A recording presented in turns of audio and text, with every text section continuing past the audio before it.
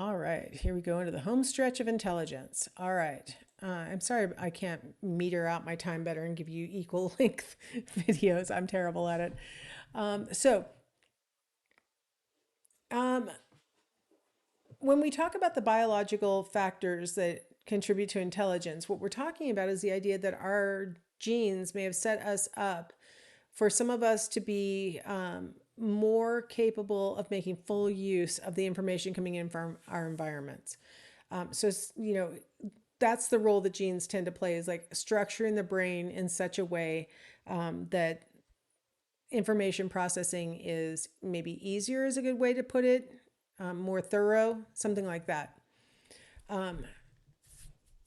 Like I said earlier, you can kind of harm intelligence more readily than you can enhance it beyond its normal level. One thing that we've seen is that in impoverished families, we lose some of that correlation between identical twins that you would normally expect to see.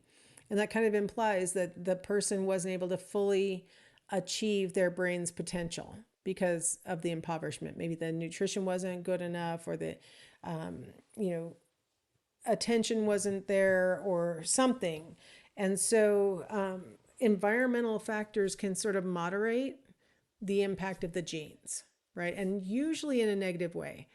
There are a lot of people who will tell you that you can, start reading flashcards to your embryo and really boost their intelligence. But there's nothing really to support that. That doesn't seem to really work. What does work, unfortunately, is the negative impacts on the developing brain. So that's a much bigger race. Average IQ in the US does vary by race. And this is something I know during the pandemic, people were talking about this a lot on the internet. And so it's kind of on the forefront of my mind. Here's a good model of the average scores.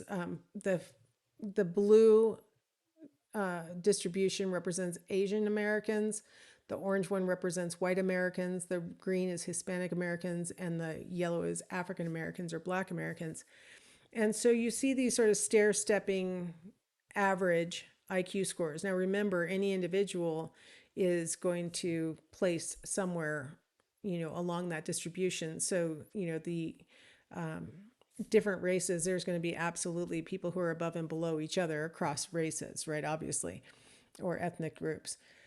But the fact that we see average IQ scores varying doesn't mean that there's like a genetic reason and it's intractable and that it is what it is, that, one group just scores higher than the other.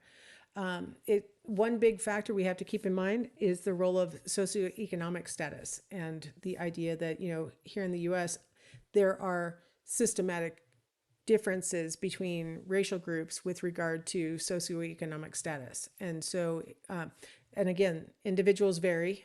And so there are exceptions, and people are all over the distribution of SES, just like they are with intelligence. But if on average a particular group experiences a lower socioeconomic status than on average another group does, the first group is going to be potentially more likely to have had those negative effects and possibly, manifest that in their intelligence scores.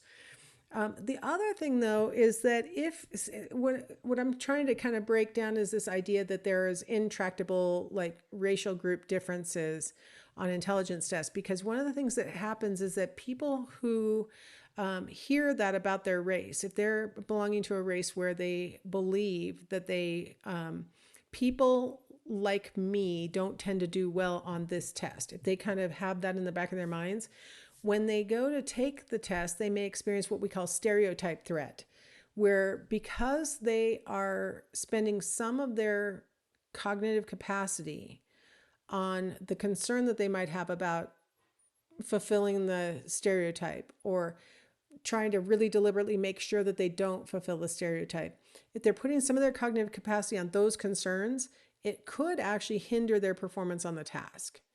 And they end up accidentally fulfilling the stereotype because they were so busy trying not to fulfill the stereotype.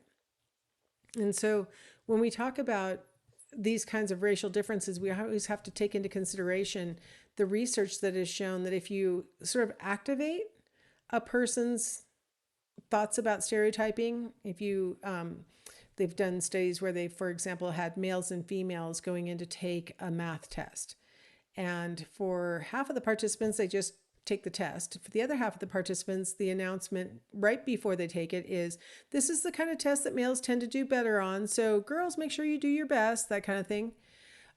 In that kind of stereotype threat situation where somebody has brought it up, made sure that you're thinking about it, now you can't stop thinking about it, they find that females tend to score more poorly on math tests than in the situations where it wasn't brought up, where they actually end up scoring better than males on average.